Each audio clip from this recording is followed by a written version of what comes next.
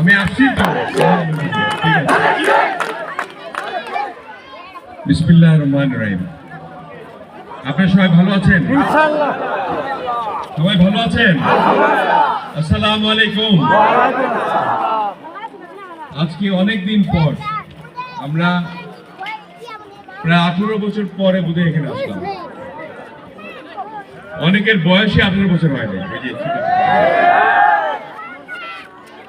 এটি কেন আসতে পারে নাই? আমাকে আসতে দেওয়া হয় না। আমাকে জেলে রাখছে, কেস দিছে, নির্বাচন করতে দেয় নাই, আপনাদের কাজ করতে দেয় নাই। যারা দেয় নাই তারাই কিন্তু আসছে না।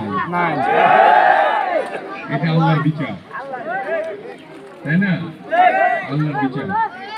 আমি আপনাদের নিয়ে কাজ করা শুরু করেছিলাম যাতে করে দেওয়ানগঞ্জে কোন রকমের দরিদ্রতা না থাকে, সবাই যাতে স্বাবলম্বী থাকে, সবার বাড়িতে যাতে খাদ্যের অভাব না থাকে, সবাই যাতে ছেলে মেয়েদের পড়াশোনা করাতে পারে, সবাই যাতে শিক্ষিত হয়, আর যাতে অর্ধশিক্ষিত যারা হবে তারা যাতে ভোকেশনাল ট্রেনিং দিয়ে ভালো চাকরি করতে পারে, আমাদের সুগার মিলটা যাতে ভালো হয়, নতুন করে এটা বড় করা, এক্সটেনশন করা, বিয়ে বাড়ি করা, এটা ছিল আমার উদ্দেশ্য। এই সমস্ত উদ্দেশ্যকে বুঝে দেওয়ানগঞ্জ যাতে উন্নত না হয় সেই জন্য আমাকে বেঁধে রাখছে।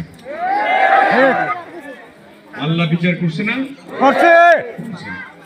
আল্লাহর বিচার অত্যন্ত সূক্ষ্ম।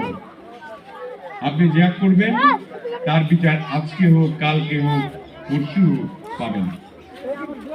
মনটাকে যদি ফ্রেশ রাখেন, একদিন না একদিন আল্লাহ তাআলা আপনাকে রহম করবেন।